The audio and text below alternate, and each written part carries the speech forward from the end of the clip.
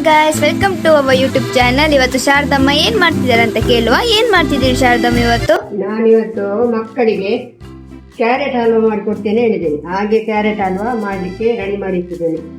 ಇದು carrot ತುರಿದಿಟ್ಟ carrot, ದ್ರಾಕ್ಷೆ, Tambe, ಹಾಲು,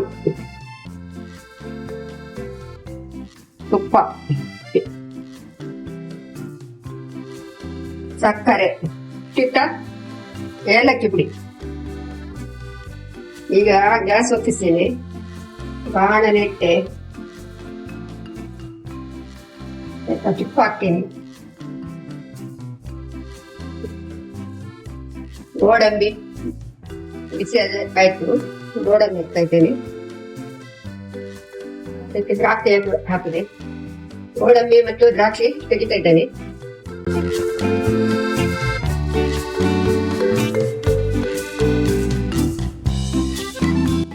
ಸ್ವಲ್ಪ ತುಪ್ಪ ಹಾಕ್ತೇನೆ.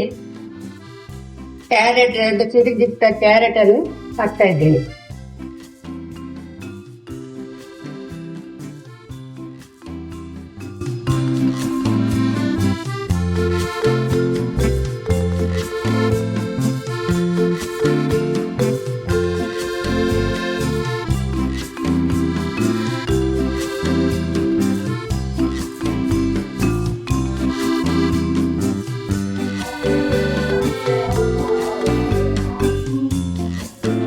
ಇದಕ್ಕೆ ಸ್ವಲ್ಪ ಹಾಲು ಹಾಕ್ತೇನೆ, ದಪ್ಪ ಹಾಲು. ಈಗ ಬೇಯಬೇಕು ಇದರಲ್ಲಿ.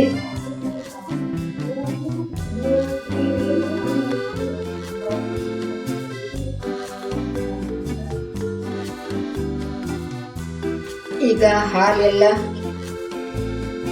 ಕಡಿಮೆ ಆಯಿತು, ಇವಾಗ ಬೆಂದಿದೆ. ಸಕ್ಕರೆ ಹಾಕ್ತೇನೆ, ಸಕ್ಕರೆ ಅದು ಹಾಕ್ತಾ ಇದ್ದೇನೆ.